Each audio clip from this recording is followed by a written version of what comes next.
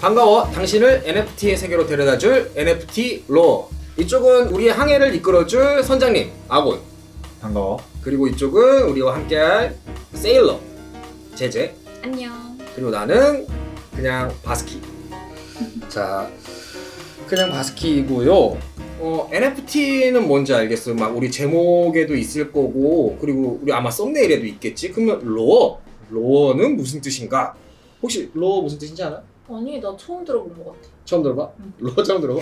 오케이. 나도 모르거든. 그래서 로어는 무슨 뜻이지?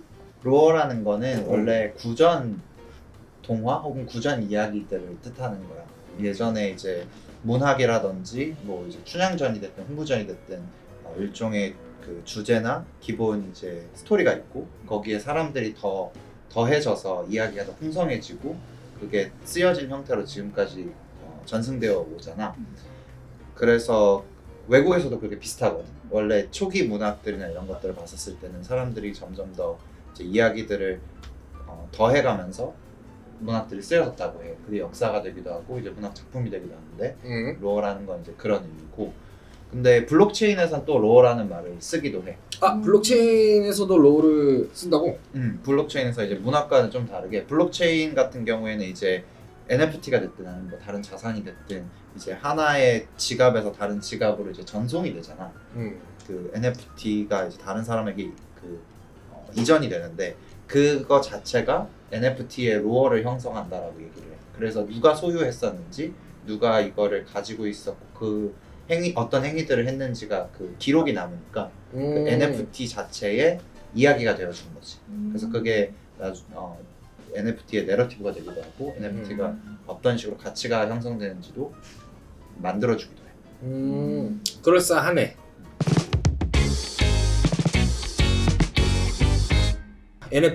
NFT란 무엇인가? NFT의 처음에는 대체 무엇이 있었는가? 제제는 NFT가 뭔지를 알고 있나? 그냥 내가 할 수 있는 거를 NFT 세계에 팔아서 이렇게 판매하는 그런 거라고 나는 간단하게 알고 있어. 좀 판매 수단인 거지. 판매 수단. 토큰을 이용한 판매 수단. 나는 NFT 그냥 뭔가 막 현물 같은 건데 디지털 세계의 현물이다. 뭐 이 정도의 개념만 알고 있었는데 그렇다면 대체 NFT라는 것은 무엇인가? 과연 무엇일까요? NFT라는 거는 이제 간단히 설명하면 디지털 인증서라고 이야기를 많이 하는데 일종의 계약서야. 예를 들어서 내가 뭔가 물건을 사고 팔고 하면은 이제 내가 제재랑 물건을 사고 팔고 한다면 저 컵을 샀다고 했었을 때 내가 그냥 컵을 돈을 주고 받을 수도 있지만 거기에 대해서 이제 일종의 계약서를 쓰고 내가 컵을 하나 받았어요. 그 다음에 제재는 나한테 컵을 하나 줬어요. 이렇게 계약을 기록을 남길 수 있잖아. NFT라는 것도 그 기록을 남기는 거라고 생각을 하면 돼. 다만 그 기록이 이제 아까 바스키가 얘기했던 것처럼 블록체인이라는 하나의 네트워크에 저장이 되고 그 네트워크에 기록이 보여지기 때문에 내가 디지털이지만 물건을 사고 팔았다는 것이 여기에서 계속 보일 수 있는 거지. 이거는 NFT라는 것은 일종의 디지털 인증서고 그렇다고 한다면은 NFT는 디지털 세계가 시작하면서 있던 건가? NFT라고 하면은 이제 엄밀히 얘기하면 NFT라는 단어는 2017년도 이후에 만들어진 단어거든. 이게 그 전에는 근데 이런 단어가 없이 어떻든지 간에 그 블록체인 혹은 내지는 비트코인이 생기면서부터 NFT는 아니었어도 특별한 뭔가를 기록을 남기거나 그런 것들을 많이 했었어. 예를 들어서 비트코인 최초의 블록을 제네시스 블록이라고 얘기를 하는데 0번 블록의 그 기록 내역을 보면은 거기 안에 링크가 하나 삽입이 되어 있어. 그 링크가 이제 해시라고 하는 암호화된 문자로 들어가 있는데 그 문자 내용을 해석을 해보면 영국 타임즈지에서 발간했던 기사의 내용이 담겨 있어. 그때 이제 서브프라임 모기지라고 해가지고 이제 그 금융 위기가 찾아왔던 시기인데 그 금융 위기에 대한 이제 기사의 내용이 비트코인 블로그 안에 담겨 있는 거야. 그런 것처럼 기록을 남기거나 했던 것들은 예전부터 있었거든. 혹시 NFT라고 하면은 예를 들어서 어떤 예시들이 있는지 생각나는 게 있을까? 내가 맨 처음에 봤던 기사로는 그 고양이 무지개 배경에 달린 고양이가 막 몇억 개 팔렸다고. 양캣. 그거 같아. 내가 맨 처음에 들어왔을 때 아무것도 몰랐을 때 그래서 그냥 그것만 보고서는 진짜 이거 나도 할 수 있겠는데? 막 이런 생각이 좀 많이 들었었는데 이걸 왜 물어봤었냐면은 NFT는 뭐든지 NFT가 될 수 있거든. 디지털 파일로 존재하는 모든 파일은 NFT로 변환이 될 수 있는데 NFT의 시작은 아까 얘기했던 것처럼 그림 혹은 내지는 동영상 같은 형태로 좀 많이 시작을 했어. 처음에 이제 NFT라고 비슷하게 이제 아이디어가 나왔던 거는 2011년도였어. 2011년? 완전 옛날이다. 그건 비트코인이 이제 만들어진 지 3년밖에 되지 않았을 때의 시기거든. 그래서 비트코인이 만들어지고 3년 됐었을 때 이제 그 비트코인이란 거는 어떻든 이제 개발자들이 만든 거잖아. 이제 사토시 나카모토라고 하는 그게 익명의 사람인지 아니면 그룹인지 누군지 모르는 그런 이제 미스터리한 그 누군가가 있는데 그 사람을 시작으로 이제 다른 개발자들이 참여를 했었는데 여러 가지 시도들을 되게 많이 했거든. 그 과정에서 한 사람이 이제 그림 파일을 아까 얘기했던 것처럼 비트코인 블록에 삽입을 한 거야. 그 헤드라인 기사들을 넣었던 것처럼. 그런데 이제 그 그림 파일이 뭐였냐면은 이제 렌 사스만이라고 하는 그 사람이 있었는데 그 사람이 원래 최초의 사이퍼펑크 중 한 명이었거든. 사이퍼펑크라는 거는 인터넷을 만든 사람들 중 하나였어. 이 사람이 되게 그 이제 이메일이라든지 우리가 지금 많이 쓰고 있는 인터넷이라든지 이런 거를 만드는데 굉장히 큰 공헌을 했던 사람이야. 근데 그 사스만이 자살을 했어. 그 우울증을 되게 심하게 앓고 있었거든. 그래서 2011년도에 그 사람이 자살을 하니까 그 사람을 추모하는 그림을 그린 거야. 약간 일종의 도트 이미지처럼 약간 그 예전에 버디버디나 이런 것들 하면은 막 그 이모티콘 막 이렇게 판에 그리잖아. 판에 그리잖아. 아 너무 뒤에 얘기를 한 거야. 오케이. 같은. 그래서 그런 것처럼 도트 이미지로 찍어가지고 그림 파일을 비트코인 블록에다가 이제 넣은 거야. 그래서 그 위대한 이제 렌 사스만을 추모하는 그림이라고 해서 이제 비트코인에 그런 것들을 남겼던 거지. 이제 또 렌 사스만에 대해서 조금 재밌는 얘기를 하자면은 렌 사스만. 이 사람이 그 아까 사토시 나카모토에 대해서 잠깐 얘기를 했었는데 근데 이게 그 사토시 나카모토라는 사람이 아직도 누군지 밝혀지지 않은 거지? 사토시 나카모토는 지금 최근에는 크레이그 라이트라고 하는 사람이 나는 사토시 나카모토다라고 주장을 하고 있기는 한데 아직은 그 사람이 진짜 사토시인지 누군지 아직 밝혀지지가 않았어. 그러니까 비트코인을 만든 사람이 누군지 모르는 거지. 그러면 이게 아까 얘기했는데 뭐 이게 사람인지 그룹인지 모른다고 했는데 그럼 그냥 정말 익명의 누군가인 건가? 그럴 수 있지. 익명의 누군가일 수도 있고 누군가가 아닐 수도 있고, 그러니까 그룹인지 사람인지 아니면은 그냥 뭐 AI인지 아무도 모르는 거야. AI면 좀 무서울 것 같은데. 거기에 대한 이제 일화들이나 이런 것들이 되게 많은데 렌 사스만 같은 경우에 그 이런 이제 사이퍼펑크로서 활동했던 것도 되게 길고 암호학이나 이제 만들었던 개발 그 시스템들이나 이런 거 보면은 이제 리메일러라고 해서 서로 이제 이메일을 주고받을 수 있는 사이퍼펑크들끼리 소통할 수 있는 채널 같은 걸 만들었어. 근데 그 구조가 굉장히 비트코인하고 유사해서 사람들은 렌 사스만이 사토시가 아니냐라고 추정을 한 사람들도 있어. 그래서 렌 사스만 같은 경우에는 이제 사람들 이야기를 하는 게 왜냐면 이 사람이 죽은 지 3개월 만에 사토시가 갑자기 사라졌거든. 그런 것들도 이제 여러 가지 이유들이 있어가지고 작가들 같은 경우에도 그렇고 이제 렌 사스만을 추정한 사람들은 이 사람이 사토시 나카모토다, 이 사람이 죽고 나서 사토시는 죽었다라고 얘기를 하는 경우들도 있지. 자, 그러면 렌 사스만의 사토시 나카모토인가? 라는 그 물음을 남긴 채 세상을 뒤로 하고 사라졌어. 그러면은 이 사람을 추모했던 뭐랄까 이 문자 그림? 문자 그림이 최초의 NFT라고 할 수 있는 건가? 사실 엄밀히 얘기하면 그러니까 최초의 NFT냐라고 물어봤었을 때 최초의 NFT라고 하기는 좀 어려운 게 내가 가져갈 수 있는 형태의 최초의 NFT가 뭐냐에 대한 이제 질문들은 여러 썰들이 있는데 그 중에서 가장 유력하게 뽑히는 게 케빈 맥코이의 퀀텀이라는 작품이야. 이 작품은 2014년도에 만들어진 작품이거든. 케빈 맥코이 퀀텀. 퀀텀 무슨 뜻이죠? 퀀텀이란 건 양자 물리학할 때 그 양자라는 뜻인데 이제 양자라는 것 자체가 최초의 그 최소의 단위잖아. 가장 작은 에너지의 단위고 그리고 이 그림 같은 경우에는 아까 말했던 양캐처럼 일종의 GIF 파일, 그러니까 그 이미지 파일로 돼 있어. 그 이미지 파일 자체가 약간 그 파장처럼 역동성을 되게 띠고 있거든. 그래서 그 작품을 봤었을 때는 최초의 약간 빅뱅처럼 약간 뭐 그 시작하는 것처럼 이제 이런 이미지의 형상을 담고 있다라고 얘기를 하지. 그러면 이 퀀텀이라는 작품이 어떤 개념상으로서의 NFT의 최초라고 볼 수 있고, 이 사사만 아저씨 그림은 NFT의 뭐랄까 조상님? 그렇지. 약간 아트를 비트코인 혹은 이제 블록체인에 표현했던 최초의 사례 혹은 내지는 굉장히 유명한 사례라고 보면 될 것 같아. 단군 할아버지 느낌으로다가. 맞아. 그런 느낌. 완전 보조. 이해 완전 잘 됐어. 이해 잘 됐어? 오케이. 그래서 당근 할아버지.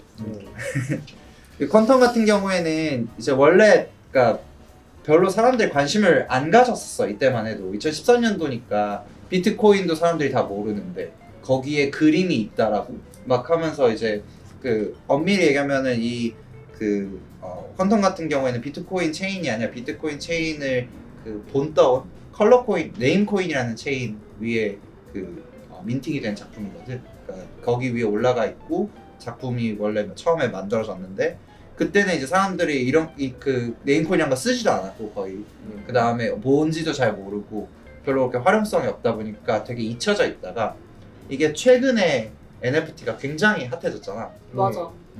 올해 와서 진짜로 막 거래량도 막 몇십 배씩 뛰고 그다음에 사람들이 다 관심을 가지다 보니까 이 작품이 다시 재발굴이 됐어. 그렇지. 이렇게 제재처럼 한몫 챙기려고 들어온 사람도 있고. 아 맞아.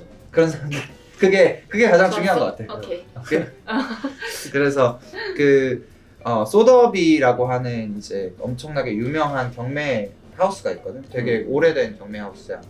그 세계에서 가장 유명한 곳 중 하나인데 거기에서 NFT와 관련된 경매들을 자주 주최를 해. 근데 그 중에서 네이티블리 디지털이라고 하는 이제 경매를 했는데 그걸 최초로 이제 메타버스에서 전시를 하고 디지털 세상을 만들어낸 아트 작품들이다 이런 식으로 이제 홍보를 많이 했거든.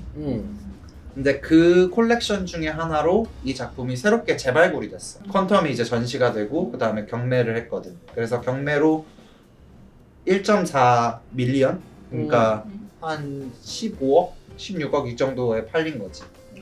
이게 그러면은 방금 말했던 것처럼 메타버스에서 전시가 됐는데 아무래도 이게 디지털 세계 안에서 막 그림도 있고 막 노래도 있고 근데 그걸 또 전시하고 보니까 이 메타버스에서 굉장히 관련이 많겠네. 메타버스라는 거 자체랑. 메타버스랑도 이제 관련이 되게 많지. 메타버스라는 거는 이제 사람들마다 그 기준도 다르고 정의도 굉장히 다르긴 한데 내가 봤었을 때는 디지털 공간이거든.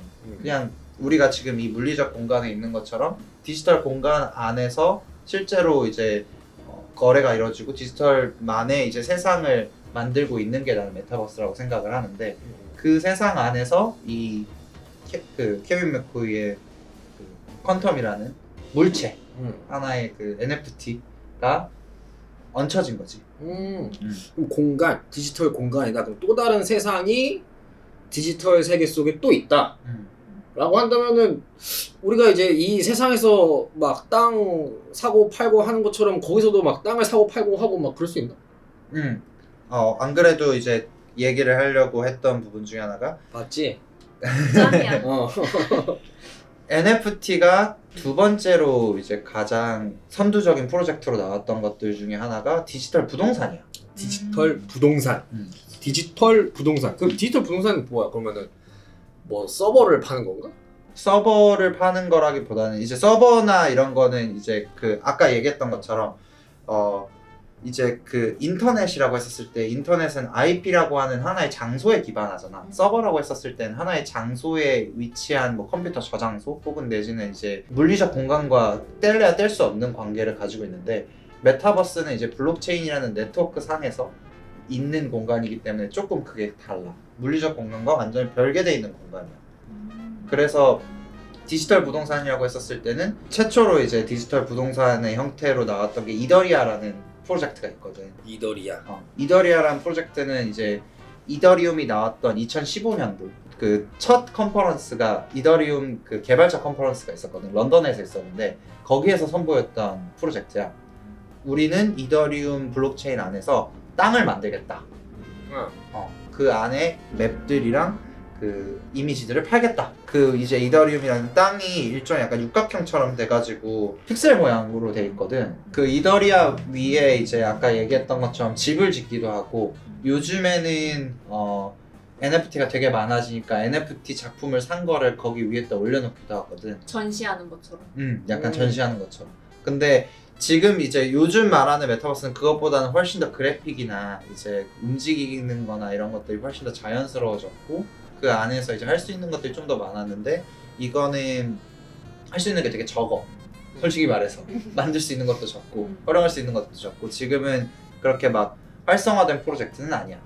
근데 이제 디지털 상에서 처음으로 땅이라는 개념을 도입을 해서 이 안에서도 우리가 공간을 만들 수 있다. 이 안에서 우리가 정말로 어딘가에 그 우리 물건을 보관을 하고 거기 위에다 뭔가 올려놓고 이런 것들이 가능하다라는 걸 보여줬던 프로젝트지. 되게 그거 같다. 그거 있잖아. 막 마블 영화 같은 거 보면 막 멀티버스 이런 거 나오잖아. 완전 또 다른 세계 아니야 이게, 그치? 완전 또 다른 세계에 뭔가 우리가 구현할 수 있는 최대한의 뭔가를 구현해놓고 하려고 하는 그런 시도인 것 같은데 지금 이더리아 말고 그러면은 막 디지털 안에 그 또 다른 세계를 만드는 그런 프로젝트가 요즘 꽤 많이 있지. 되게 많이 늘어났지. 이제 요즘에는 그게 이제 게임의 형태로 많이 되게 활성화가 되고 있어. 엑시 인피니티라는 프로젝트가 있는데 엑시 인피니티 같은 경우에는 처음에는 이제 NFT로 캐릭터, 아트 같은 캐릭터들을 팔았다가 그 캐릭터들끼리 서로 대전을 할 수 있는 게임 시스템을 만들고 캐릭터들이 살 수 있는 땅을 같이 파는 형태로 해서 이제 발전을 했거든.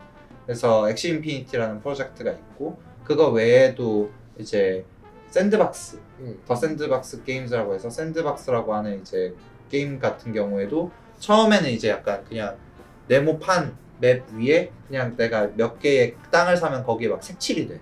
근데 이미지들이 막 색칠이 돼. 그 색칠이 되는 이제 그런 맵들이 있고 그 안에서 내가 이제 어떤 캐릭터를 만들거나 아니면 아이템을 만들거나 혹은 게임을 이제 만들거나 해서 그걸 가지고서 플레이를 할 수 있는 그런 환경들을 제공하는 형태로 지금은 발전을 하고 있지. 그렇다면 이게 진짜로 완전 새로운 세계로 인정을 받거나 누군가한테 혹은 내가 인정을 하거나 하려면은 이제 과몰입의 정도가 굉장히 중요하겠네. 그치. 이게 진짜 세상이라고 믿어야 되잖아. 맞아. 리얼 월드랑은 확실히 뭔가 다를 수밖에 없으니까 제약도 많고. 뭐 혹시 게임 하는 거 있나? 아니 나 게임 안 해. 와우. 나 같은 경우는 이제 뭐 여러 가지 게임을 하는데 가끔 가다 보면은 그 게임 안에서의 커뮤니티도 굉장히 막 진짜 친구처럼 막 이렇게 막 느껴지는 경우가 가끔 있거든. 이게 진짜 현실 세계인가? 근데 그러다가 가끔씩 현타가 와. 아, 지금 나랑 이렇게 대화하고 있는 얘는 나랑 진짜 어떤 뭐 만나서 뭘 할 것도 아니고 뭐 같이 밥 먹고 뭐 그런 사이도 아닌데 이 게임 안에서만 굉장히 친밀하단 말이야. 때문에 가끔 현타가 오는데 그럼 이런 그 하나의 세계를 창조하는 데 있어서 막 몰입감이라고 하지, 과몰입 그런 거를 주는 요소가 뭐가 있지? 그 사람들과의 관계가 될 수 있을 것 같아. 그 예를 들어서 이 공간이라고 했었을 때도 같이 그 공유를 하고 있는 거고 그 안에서 이렇게 대화를 하는 것 자체가 우리가 몰입을 하게 되는 요소이잖아. 게임이 됐든 아니면 디지털 세상이라고 해도 비슷한 것 같아. 그 이제 땅이 됐든 아니면 그 어떤 NFT가 됐든 그걸 매개로 해서 사람들끼리 더 연결이 되고 더 대화를 하고 그리고 그 안에서 어떤 행위들이 일어나느냐 그리고 서로 어떠한 이제 교류를 하게 되느냐 그게 사람들이 몰입을 하게 되는 요소가 되겠지. 몰입, 교류, 요소, 커뮤니티 그런 부분이라고 할 수 있겠네. 자, 그래서 우리가 지금까지 NFT의 과거와 시작을 알아봤고 2부는 이제 현재와 미래를 알아볼 셈인데 다음에 만나요. 같이 해줘. 다음에 만나요.